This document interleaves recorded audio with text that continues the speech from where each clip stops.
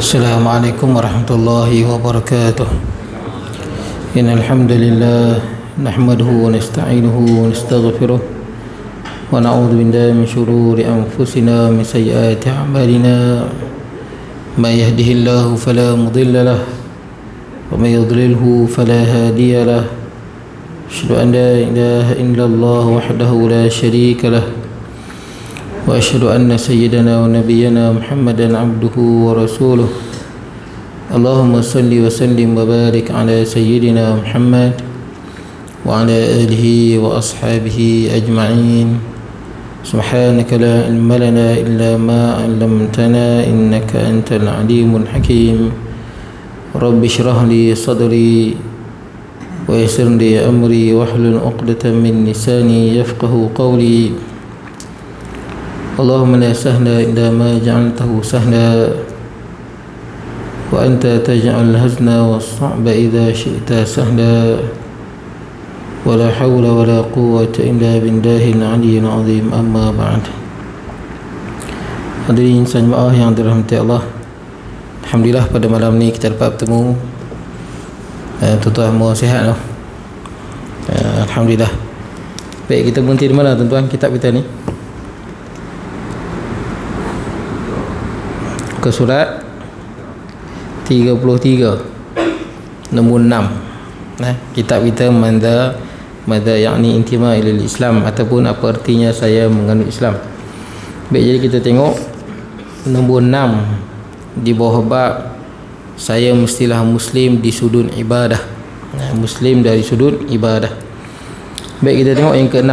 Qala musannifu rahimahullahu ta'ala wa nafa'na bi ulumi fid darain. Kata pengarang, saya mestilah meluangkan waktu tertentu untuk membaca Al-Quran dengan cara merenungi maksud dan pengajarannya, terutama di waktu duha, kerana Allah berfirman, innal Qur'an al-fajri kana mashhuda. Sesungguhnya membaca Al-Quran di waktu fajar itu disaksikan oleh para malaikat. Jadi ataupun ayat dia, kalau tuan-tuan baca penuh, aqimus salata tarafayin nahari wa zulafan minal lail, aqimus salata liduluki syamsi ila ghasaqil laili wa qur'anil fajr, innal qur'ana fajri kana mashhuda. Ini ayat dia lah.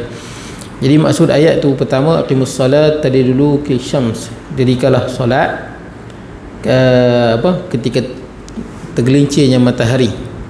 Ini zuhur tuan-tuan, zuhur bila matahari duduk di atas, tergelincir ke mana? Tergelincir ke arah barat. Maksudnya dia duduk atas, di pada timur dia terbit, duduk ke atas itu istiwa. Dulu ke syams ini maksudnya bila dia ke arah barat sikit, tergelincir sikit. Jadi bila matahari duduk di atas kita, bayang tu berada di bawah kaki kita. Bila dia tergelincir sikit, dulu ke syams itu, maka bayang di bawah kaki kita tu dia akan cenderung ke timur. Betul tak? Ke timur, sebab matahari dah belah ni, bayang ke sini lah. Itu kita panggil dulu ke syamsi ila ghasaqil lail wa zulafan minal lail. Dirikanlah solat daripada tergelincir matahari sampai ke malam, yakni zuhur dan asar. Kenapa disebut zuhur dulu? Kerana lepas Nabi SAW turun daripada Isra' dan Mi'raj, zuhur yang mula-mula kita sembahyang. Nah, sebab tu disebut zuhur dulu. Kemudian wa zulafan minal lail, dan permulaan malam. Permulaan malam ni termasuklah maghrib dan isyak. Kerana maghrib, maksud tu waktu maghrib pendek. Maghrib dengan isyak masih lagi di permulaan malam. Nanti isyak pukul 8.40 lebih kan, masih lagi di permulaan malam, belum tengah malam lagi. Kemudian wa Qur'an al-fajr. Qur'an al-fajr ni, kalau tuan tengok banyak tafsir, makna dia solat subuh. Makna dia solat subuh. Tak apalah, kita ni mungkin ni tafsir bil lafzi lah, tapi makna yang dikehendaki dalam ayat ni, sebab Quran ni dari segi lafaz dia kita boleh ambil iktibar, dan dari segi makna dia pun kita boleh ambil iktibar, kedua-duanya. Tapi dalam ayat ni maksud dia sesungguhnya solat subuh itu disaksikan oleh para malaikat. Makna dia, tuan-tuan bukalah tafsir mana-mana pun, Al-Qurtubi ke, Tabari ke, Suyuti ke, Jalalain dan sebagainya, makna dia solat subuh itu disaksikan oleh para malaikat pagi dan malam. Sebab apa? Kita ada malaikat, dua malaikat kan, yang menulis amalan kita pada waktu siang. Dia turun waktu pagi, waktu subuh dia turun. Sampai nak terbenam matahari dia naik. datang pula 2 malaikat lagi yang tulis amalan kita waktu malam sampai ke pagi. Kemudian dia akan naik. Jadi 2 golongan malaikat ni yang catat amalan ni, pagi dan petang, mereka bertemu pada solat subuh. Dan waktu tuan-tuan sembahyang subuh tu, malaikat pagi, malaikat siang dan malaikat malam ada di situ. Dia bertemu dan mereka menyaksikan tuan-tuan solat subuh. Itu mana dia. Nah, itu tafsir yang dikenaki dalam ayat ni lah. Baik. Dan termasuk juga tuan-tuan baca Quran lah dari segi makna dia. Baca Quran dari segi zahir dia. Sebab kita solat pun kita baca Quran. Dalam solat kita baca Al-Quran Al-Fatihah. Baik. Saya mestilah membaca dengan penuh tadabbur, berfikir, merenungi dengan khusyuk dan sedih kerana sabda Nabi SAW. Jadi baca ni dengan tadabbur, dengan kita faham makna dia. Tuan-tuan baca saja pun dapat pahala. Tuan-tuan baca Al-Quran dapat pahala dah. Dan seafdal ibadah lisan ni setelah solat adalah Quran. Seafdal.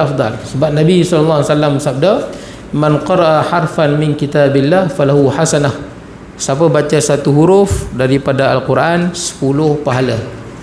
Wal hasanatu bi 10 amsalihha, dan kebaikan itu 10 kali lipat.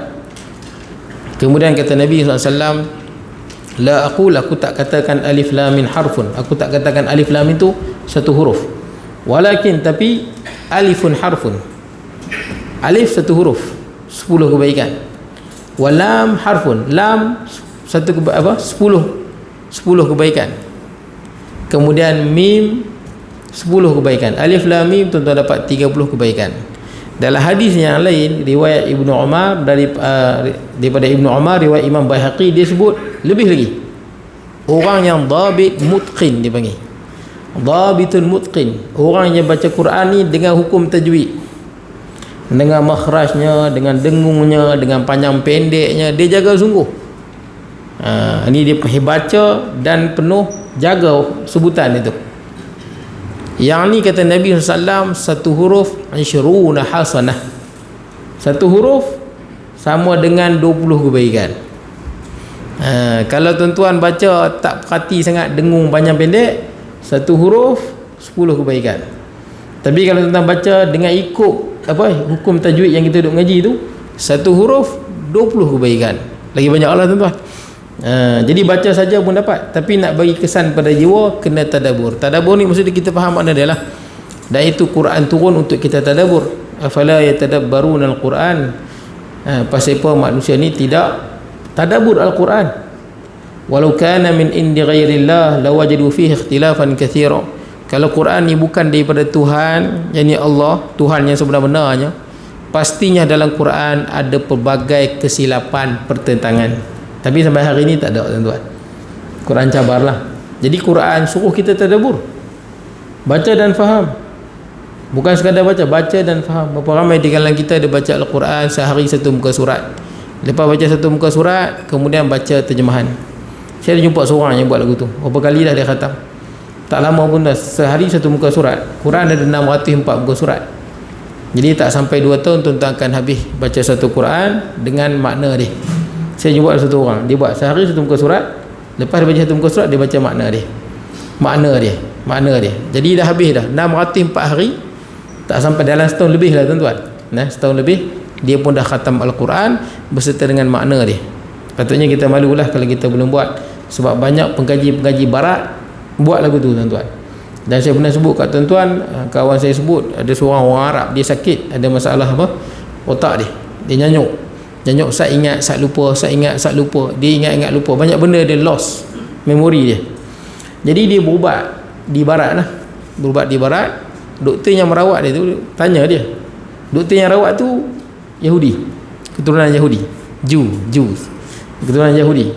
Jadi yang doktor Yahudi tanya, kau ni orang Islam kan? Orang Islam. Kata dia sebab banyak memori hilang. Kata doktor ni, bacalah Al-Quran. Doktor yang bukan Islam ni kata bacalah Al-Quran. Sebab kalau kau baca Quran, okey balik ni nanti. Ni okey balik. Kemudian dia tanya pada doktor tu, doktor baca Quran ke? Ya, saya baca Quran. 30 juzuk Quran dalam kepala saya. Yang ni virus dalam akhbar barat, akhbar Arab. Kawan saya baca, dia tengok, dia bagi tahu. Maknanya dia doktor Yahudi baca Quran malah dia hafal lagi. dan memang memori dia kuat. Boleh ha? Jadi kita baca tapi tadabbur tuan-tuan dengan makna dia. Baik, merenung dengan khusyuk dan sedih, baca dan kita renungkan apa yang Allah Ta'ala sampaikan. Macam kita lah, bila kita baca apa-apa surat sebagai guru ke, sebagai pekerja ke, bila dapat surat nombor 1, kita nak faham dia nak bagi tahu apa mesej, betul tak? Surat ni nak cakap apa? Ni PPD bagi surat ni, dia nak bagi arahan apa?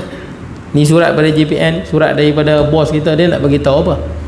Kita tak keheran surat tu dalam bahasa Arab ke, dalam bahasa Inggeris ke, dalam bahasa Melayu ke, poin dia adalah mesej, dia nak bagi tahu apa.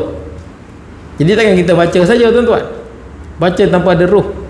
Jadi kita baca tu kita nak faham Allah Tuhan sekalian alam ni turunkan Al-Quran, sampaikan Quran, apa mesej dia, apa yang Allah nak sampaikan pada kita hamba Allah. Sebab tu kita kena baca dengan tadabbur, baca dan cuba faham cerita di sebalik dia. Sedih kerana sabda Nabi SAW dan sedih, baca dan sedih kerana sabda Nabi SAW, inna hadzal Quran nazala bi huznin, bukan khuznin tu, huznin, huznin, tak ada titik atas kha tu, huznin, fa idza qara'tumuhu fatahazanu, sesungguhnya Al-Quran ini diturunkan dalam keadaan duka cita, maka apabila kamu membacanya hendaklah kamu merasakan kedukacitaan tersebut. Quran turun kadang-kadang dalam apa cerita tuan-tuan, dalam keadaan sedih lah, cerita yang sedih, cerita yang sukar, macam cerita Nabi Ayub AS, cerita yang sedih tuan-tuan, cerita pengorbanan Nabi Ibrahim yang nak sembelih anak di Ismail, cerita tu sedih tuan-tuan. Baik, jadi tuan-tuan, kemudian cerita berkenaan dengan perjuangan umat-umat Islam yang terdahulu, yang Allah Ta'ala sebut jangan kita menyangka mereka mati di sisi Allah, yang syahid dan sebagainya tuan-tuan. Cerita sedih, sebahagian sahabat Nabi yang syahid di medan Uhud, Allah Ta'ala turun ayat tentang mereka, sedih tuan-tuan. Demikian juga saya mestilah sentiasa ingat kepada peringatan Allah dalam firman-Nya. Maksudnya bila kita baca Quran ada perasaan, bukan sekadar baca, ada perasaan, kita hadirkan perasaan. Baik, demikian juga saya mestilah sentiasa ingat kepada peringatan Allah dalam firman-Nya. Ini firman Allah, "Lau anzalna hadzal Qur'ana 'ala jabalin ra'aitahu khashi'an mutasaddian min khasyatillah." Sambungan dia, "Wa tilkal amsal nadribuha lin-nas la'allahum yatafakkarun." Surah Al-Hajr. Kalau sekiranya kami menurunkan Al-Quran ini kepada sebuah gunung, kalau Allah Ta'ala turunkan Quran ni pada gunung, gunung ni besar lah tuan-tuan, macam Everest tu. Everest tu gunung lah, K2 hak besar-besar tu. Baik, pastilah kamu akan dapat melihatnya tunduk terpecah belah disebabkan takut kepada Allah. Takut tuan-tuan, kalau turun Quran pada gunung, gunung akan hancur, terbelah kerana takutkan Allah. Ini mana ayat dia tuan-tuan, hebat. Kalau gunung tuan-tuan, sebab tu dalam Quran sebut ada batu yang pecah dan mengalirkan air. Memang ada dalam Quran sebut. Itu ada isu ustaz sebut, ada seorang ustaz sebut, ada seorang ustaz, boleh jadi betul apa ustaz tu sebut, ada orang jumpa di Gunung Jerai yang mana batu mengeluarkan air, boleh jadi betul, wallahu alam. Tapi dalam Quran dia sebut kerana takutkan Allah, batu tuan-tuan. Dalam surah Al-Baqarah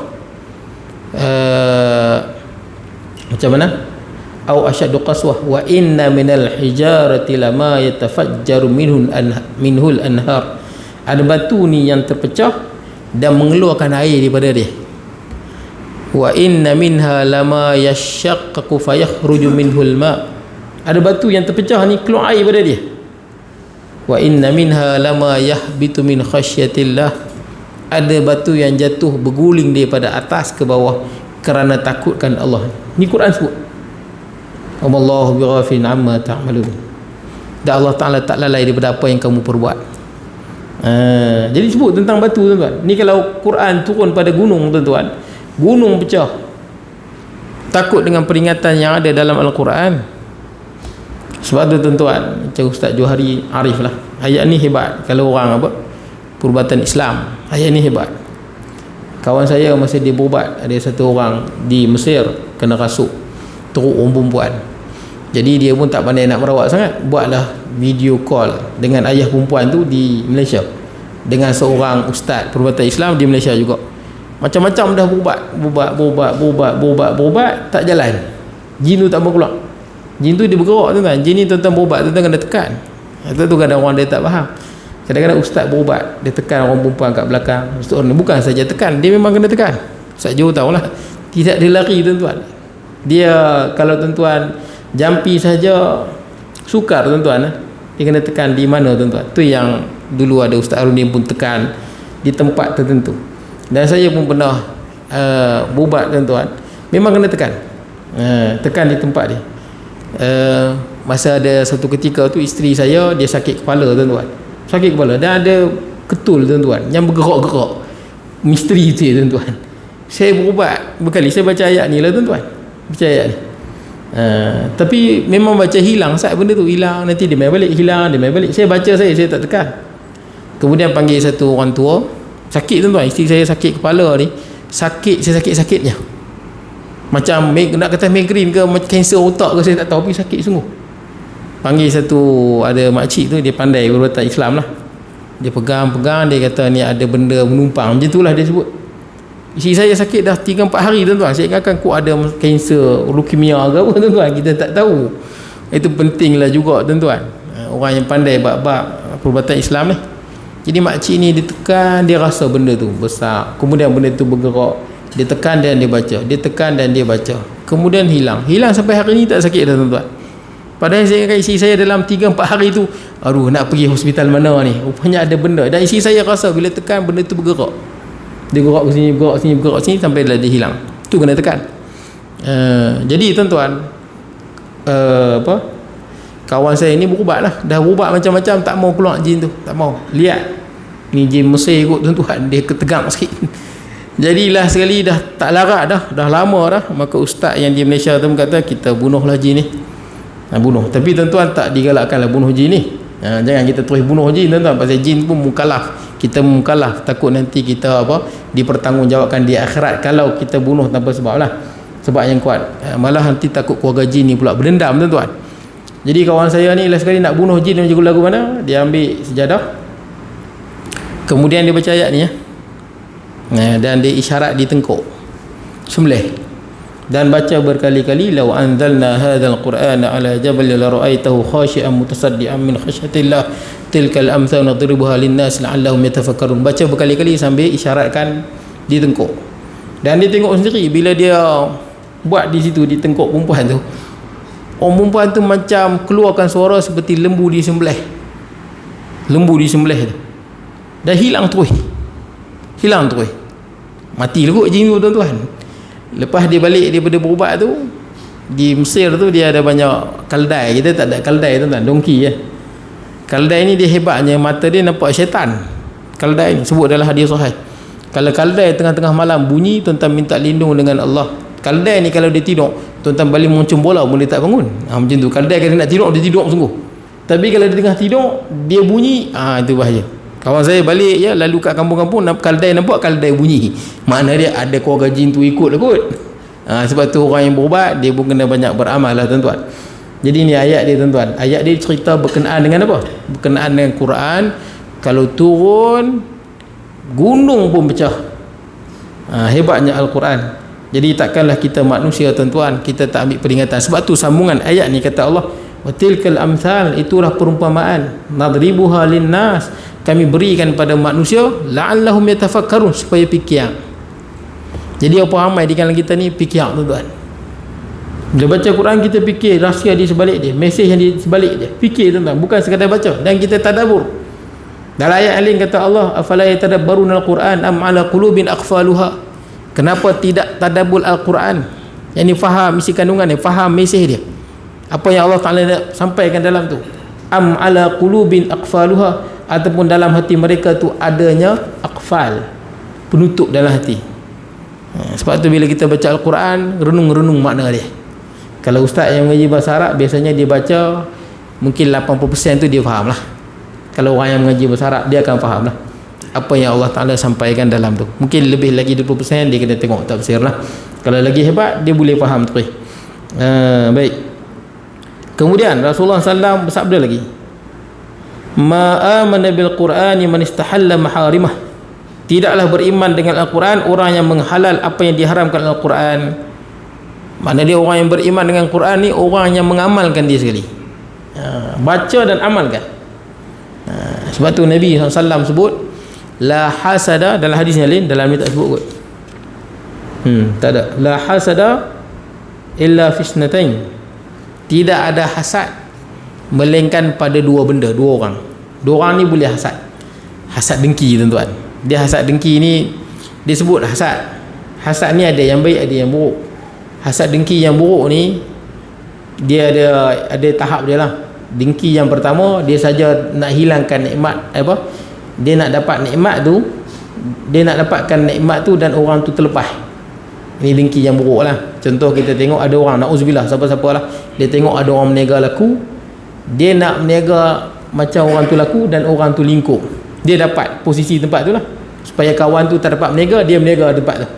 Dengki tuan-tuan, dia report ke, disihir dan sebagainya, supaya kawan tu tak dapat berniaga, dia dapat berniaga. Dia dapat kelebihan yang kawan tu dapat kat dia. Dengki ni buruk, dosa besar. Dengki yang paling teruk, dia dah kaya dah, dalam bank ada berjuta-juta lah, tapi dia tengok orang berniaga laku, dia dengki. Saja dengki, dia tak mau pun berniaga kat situ. Dia duit pun banyak lah, tapi dia dengki, dia tak boleh tengok orang dapat duit banyak. Mungkin boleh jadi dia sihir ke, boleh jadi dia dia khianat ke, dia pergi bakar kedai kawan tu ke. Pasal dia bukan nak niaga kat situ pun, pasal dia tak boleh tengok orang ni dapat nikmat. Macam tu. Ini dengki yang paling teruk sekali ni. Inilah dengki yang seteruk-teruknya. Bila kawan tu lingkup, dia seronok. Yang Nabi sebut dalam hadis la hasada illa fisnatain, tidak ada dengki melainkan pada dua golongan. Bukanlah dengki yang macam tu tuan-tuan. Itu dengki. Kita nak dengki yang buruk ni, kita nak nikmat itu hilang pada dia. Itu dengki tuan-tuan. Siapa yang mengharapkan nikmat pada orang tu hilang, itu dengki ya. Tengok orang beli kereta baru, kalau dia kemalangan kan syok, dengki. Itu dengki. Tengok orang kahwin dapat bini elok, baik, kalau dia berceraikan bagus, dengki. Itu dengki. Orang yang ada perasaan tu hilang amalan dia. Dengki tu makan amalan dia seperti api makan kayu. Tapi yang Nabi sebut ni tidak ada dengki melainkan pada dua. Dengki di sini bukan dengki nak menghilangkan nikmat tu, pada bahasa saja dengki, tapi dari segi istilahnya dipanggil ribtah. Ribtah. Maknanya kita ni kalau ada dua golongan ni, kalau boleh, ribtah ni maksud dia kita nak dapat nikmat macam dia, macam tu, tanpa kita mengharap nikmat tu hilang pada dia. Contohnya lah, kita tengok ada kawan kita berniaga kat taman tuan-tuan ni, nasi lemak sehari untung bersih 300 contohnya lah. Kita pun rasa macam aku pun nak berniaga macam tu lah, nak dapat macam dia lah, nak challenge dia lah, tapi kita tak mengharap nikmat tu hilang pada dia. Itu ribtah. Boleh tak? Boleh jadi berniaga sini, kita berniaga sini ke, berniaga kat pasar ke, kita buat lagi sedap ke, betul tak? Pandai-pandai, tapi jangan kacau dia. Dan kita tak mengharap pun dia lingkup, bisnes dia lingkup, tak mengharap pun nikmat tu hilang. Itu nama dia ribtah dan dia dibenarkan. Tapi kalau dalam yang Nabi suruh ribtah ni, bukan soal tu. Yang Nabi suruh ribtah ni pada dua golongan ni. Dua golongan ni kalau kita nampak, kalau boleh kita nak challenge, kita nak jadi macam dia juga. Nabi suruh kita berlumba dengan dua golongan ni. Nampak dua golongan ni, kita kena usaha challenge dia. Jangan kita tengok ambil pi ya. Tak, kita kena ada ribtah dalam hati. Tak boleh, aku kena challenge dia. Quran kan sebut wa fi dzalika falyatanafasil mutanafisun. Pada kelebihan bila Allah Taala sebut tentang syurga, nikmat syurga, kata Allah, pada demikian itulah orang-orang yang berlumba, hendaklah mereka berlumba untuk mendapat kelebihan akhirat, syurga dan sebagainya. Fastabiqul khairat, bersegeralah untuk mendapat kebaikan. Dua golongan ni yang Nabi suruh kita ada ribtah. Maksudnya kita tengok dia dapat kelebihan, kita pun nak dapat macam dia, kita nak lumba dengan dia, kalau boleh lebih daripada dia lagi, tanpa tidak mengharapkan nikmat tu hilang lah. Itu jadi dengki pula. Jadi tuan-tuan, apa dia? Yang pertama kata Nabi SAW, rajulun atahullahul Quran, lelaki yang Allah kurniakan padanya Al-Quran, hafal Quran, pandai baca Al-Quran, amalkan Al-Quran, fahuwa yaqumu bihi ana al-laili wa ana an-nahar, siang malam dia baca Quran dan dia amalkan Al-Quran. Kalau tuan-tuan jumpa orang lagu ni, tuan-tuan kena ada dalam hati, aku nak jadi macam dia, ataupun lebih pada dia. Kena ada. Ini suruhan agama tuan-tuan. Tapi kadang-kadang ada orang tengok orang baca Quran tak ada rasa apa, bukan PA, bukan dapat apa pun. Ada orang dia fikir lagu tu tuan-tuan. Nabi suruh kita ada perasaan ghibtah. Kita nak baca Quran lagi. Kalau dia hafal sikit, kita nak hafal lebih lagi. Kalau dia amal lagu ni, kita nak amal lebih lagi. Macam tu. Kerana ada keinginan kita nak bersaing dengan dia. Keinginan nak bersaing. Orang yang hafal Quran. Saya pernah jumpa orang yang hafal Quran 30 juzuk. Sehari dia ulang Quran 5 juzuk. Tak tengok, lancar ulang. Sehari 5 juzuk ni biasa. Kalau dia rajin 10 juzuk. Hebat tuan-tuan. Sehari 5 juzuk ni biasa. Baca tak tengok. 6 hari khatam. Kalau dia rajin 10 juzuk. 3 hari khatam. Ada orang yang saya jumpa hafal Quran, 1 hari satu Quran dia baca. Ni lagi hebat tuan-tuan. Kita kena ada perasaan hebat, dan kita nak jadi macam dia. Kalau tak jadi macam dia pun, kita ada semangat untuk kita hafal Quran, baca Quran. Jangan kita tengok orang lagu tu biar bukan dapat duit pun. Jangan fikir lagu tu tuan, balasan akhirat lebih besar. Itu yang pertama. Yang kedua, wa rajulun atahu Allahu malan, dan lelaki yang Allah berikan banyak harta, kaya tuan-tuan, buat bisnes dan sebagainya, fahuwa yunfiqhu ana al-laili wa ana an-nahar, dan dia ni banyak harta dan dia sedekah siang dan malam. Kita kena boleh cari duit tuan-tuan. Buatlah bisnes ke, buatlah apa ke tuan-tuan, kita dapat duit dan kita sedekah siang dan malam. Bersaing tuan-tuan. Macam Sayyidina Umar radhiyallahu an dengan Sayyidina Abu Bakar kan. Bila dalam satu perangan tu, Sayyidina Umar sedekah separuh harta dia. Separuh harta. Dan Sayyidina Umar sangka kali ni aku boleh mengalahkan Sayyidina Abu Bakar. Makna dia kalau aset Sayyidina Umar ada, kita katalah Sayyidina Umar ni kaya tuan-tuan. Katakanlah aset dia ada 10 juta, Sayyidina Umar sedekah 5 juta untuk perjuangan Islam.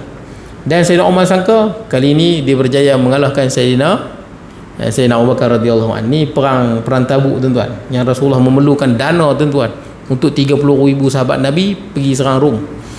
Jadi tuan-tuan, Sayyidina Umar jumpa Sayyidina Abu Bakar dan tanya, Rasulullah SAW tanya Sayyidina Abu Bakar, lepas Sayyidina Abu Bakar serah semua harta dia, baginda Nabi SAW tanya pada Sayyidina Abu Bakar, ma baqaita li ahlik, apa yang kau tinggal untuk keluarga kamu?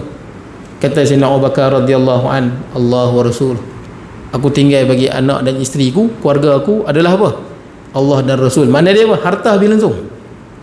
Habis langsung. Maka kata Sayyidina Umar, sampai bila-bila aku tak dapat kalahkan Sayyidina Abu Bakar radhiyallahu an. Haji bersaing tuan-tuan, bersaing. Baik. Jadi tuan-tuan, tapi kalau orang yang apa?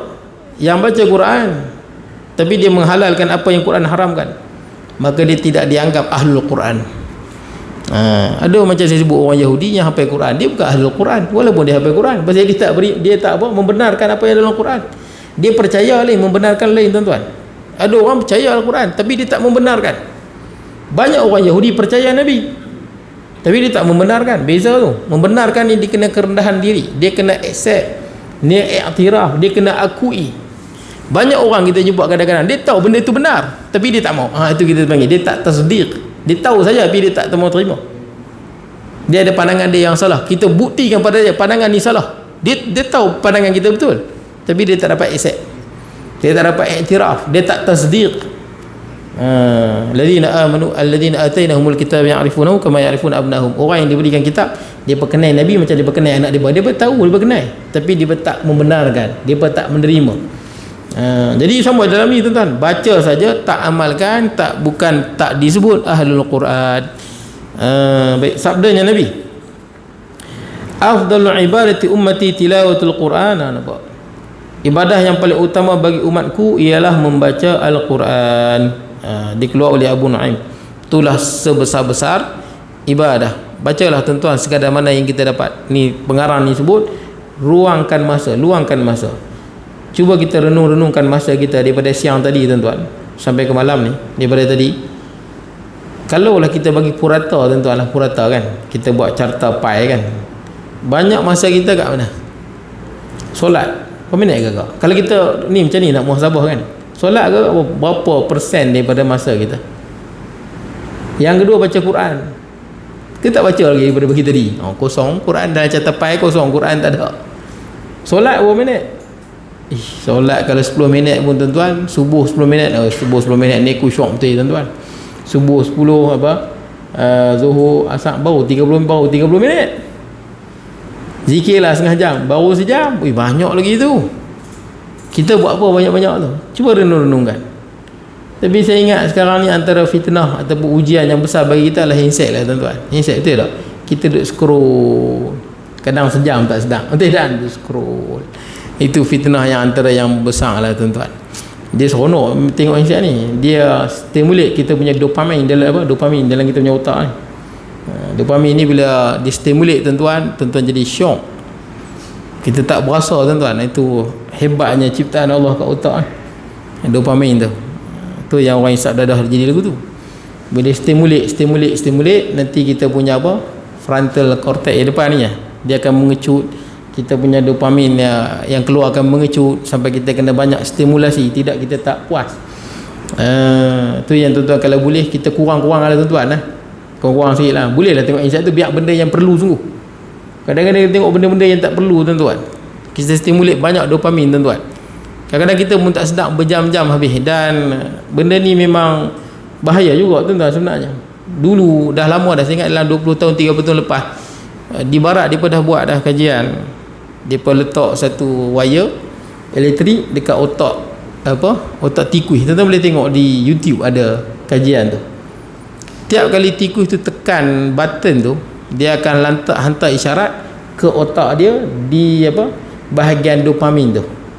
Maka dia generate banyak dopamin. Macam orang isap dadah tuan, dia cucuk dopamin, dia rembes banyak. Jadi dia seronok tanpa sebab. Tuan-tuan bila dia buat macam tu,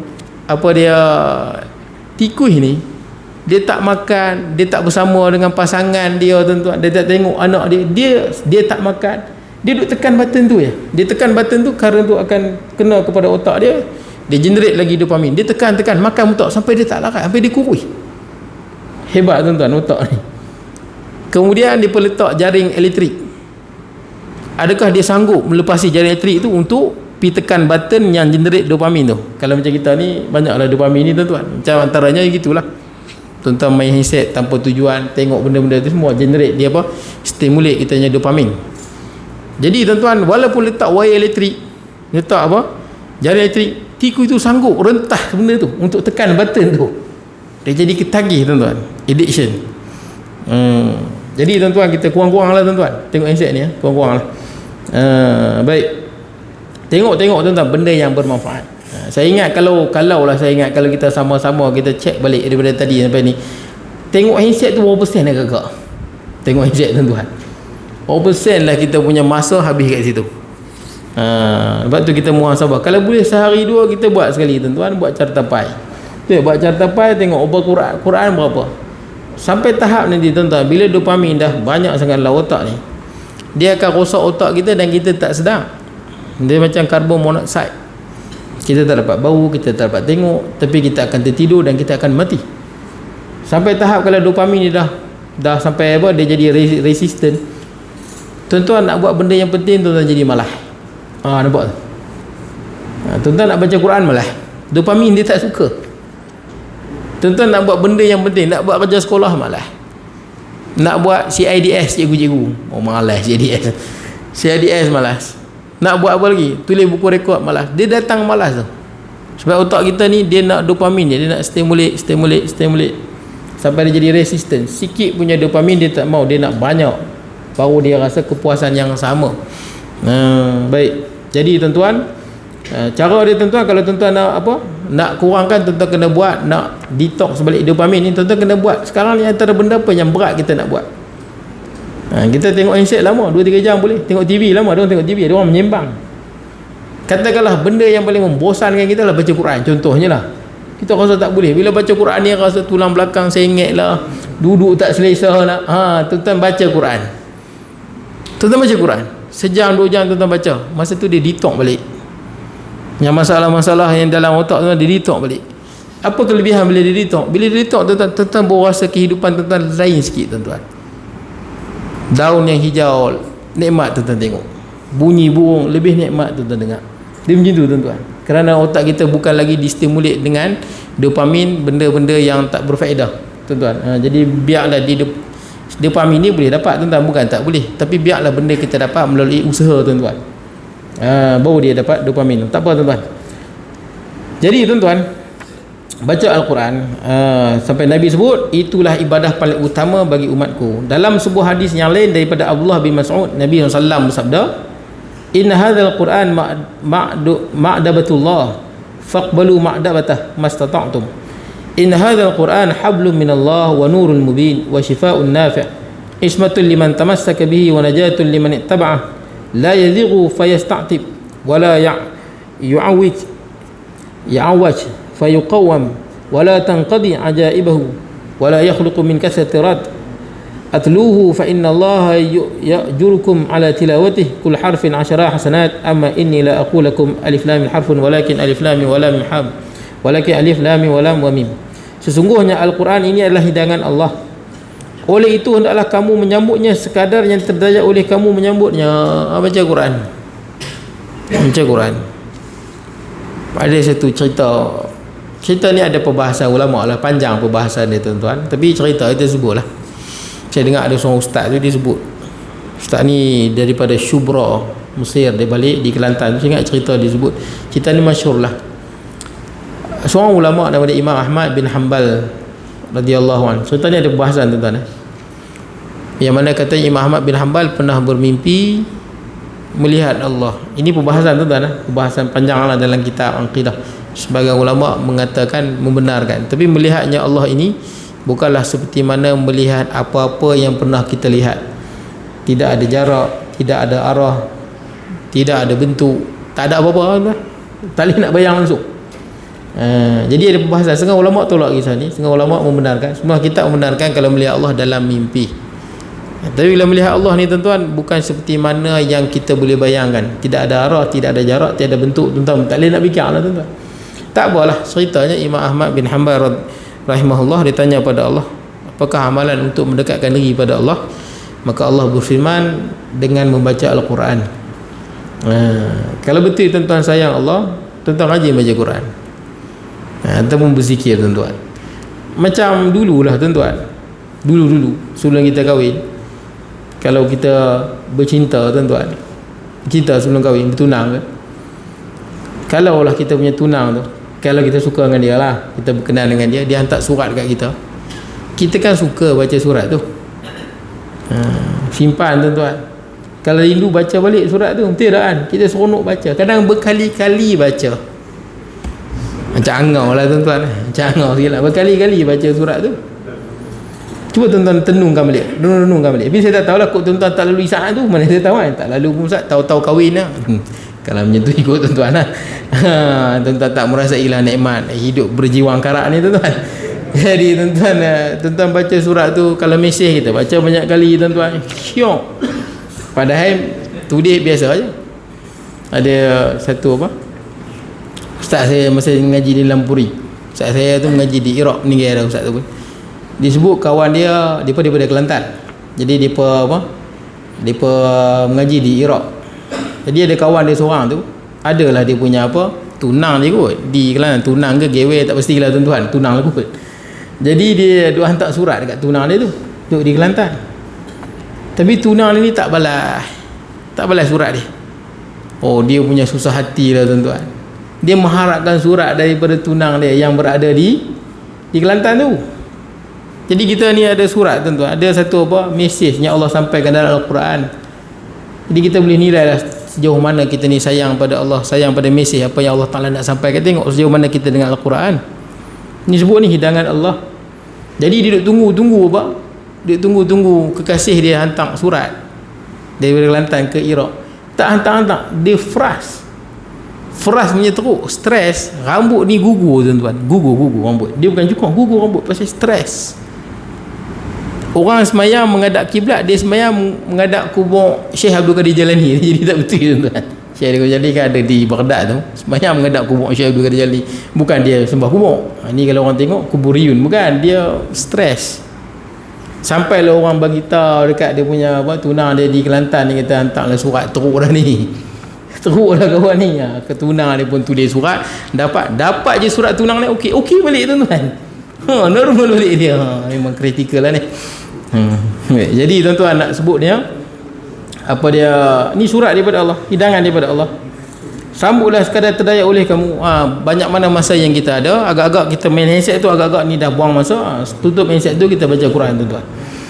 Sesungguhnya Al-Quran itu adalah tali Allah, cahaya yang terang benderang dan penawar yang berguna, penjaga kepada siapa yang berpegang kepadanya, jaminan kejayaan bagi yang mengikutinya. Ia tidak salah yang menyebabkan ia tercela, ia tidak bengkok yang menyebabkan ia perlu dibetulkan, keajaibannya tidak kunjung habis, dan ia tidak menjadi cacat sekalipun banyak kandungannya ditolak oleh orang. Bacalah Al-Quran kerana Allah akan memberi ganjaran ke atas setiap huruf dari bacaanmu dengan 10 kebaikan. Aku tidak mengatakan kepadamu alif lam mim satu huruf, tetapi alif satu huruf, lam satu huruf, dan mim satu huruf.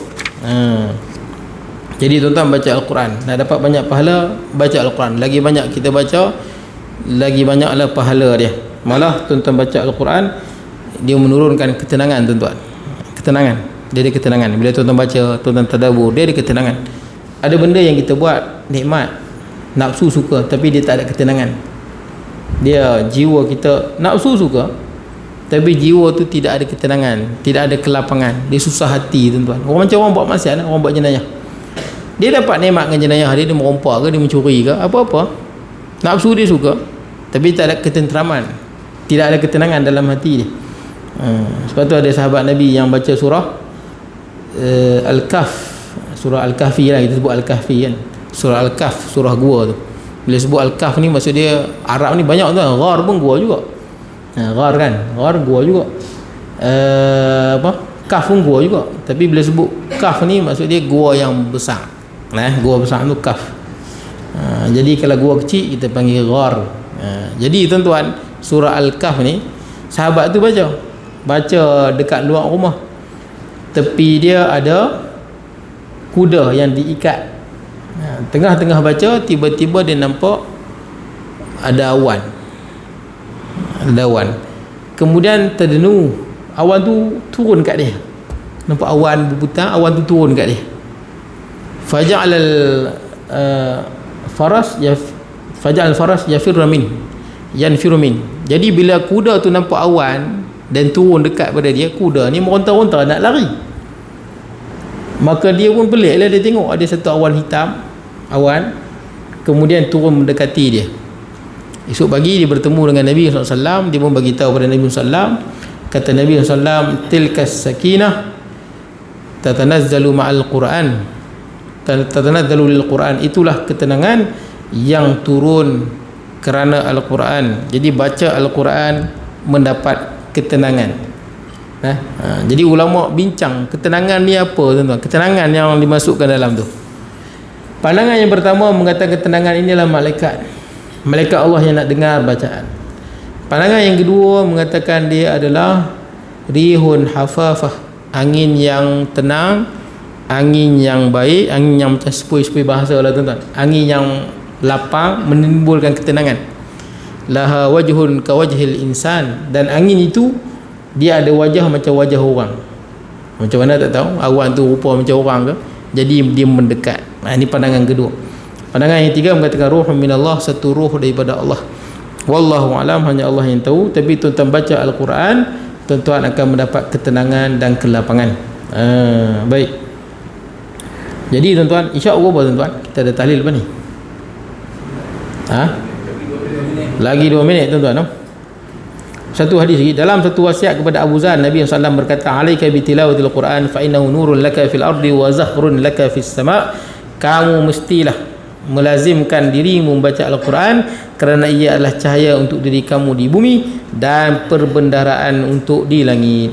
Cahaya untuk kita di bumi dan simpanan kita nanti di langit, mati nanti, simpanan kita, harta kita, tuan-tuan, disimpan dalam catatan amalan kita yang berada di langit. Jadi tuan-tuan baca, macam tuan-tuan baca surah Al-Kahf, tuan-tuan akan dapat cahaya daripada Jumaat sampai ke Jumaat akan datang. Ada riwayat sebut tuan-tuan akan dapat cahaya daripada bumi sampai ke langit. Riwayat lain sebut tuan-tuan akan dapat cahaya antara tuan-tuan sampai ke Kaabah bila tuan-tuan baca surah Al-Kahf pada hari Jumaat. Baik tuan-tuan, kita terus dengan tahlil tuan-tuan. Akan datang kita sambung yang ke-7. Okey, akan datang kita sambung yang ke-7. Astaghfirullahaladzim, astaghfirullahaladzim, astaghfirullahaladzim, alladzi la ilaha illa huwa qayyum atubu ilaih. Ila hadrati sayyidina wa habibina maulana Muhammadin sallallahu alaihi wasallam wa ila arwahi abaihi wa ikhwanihi minal anbiya'i wal mursalin salawat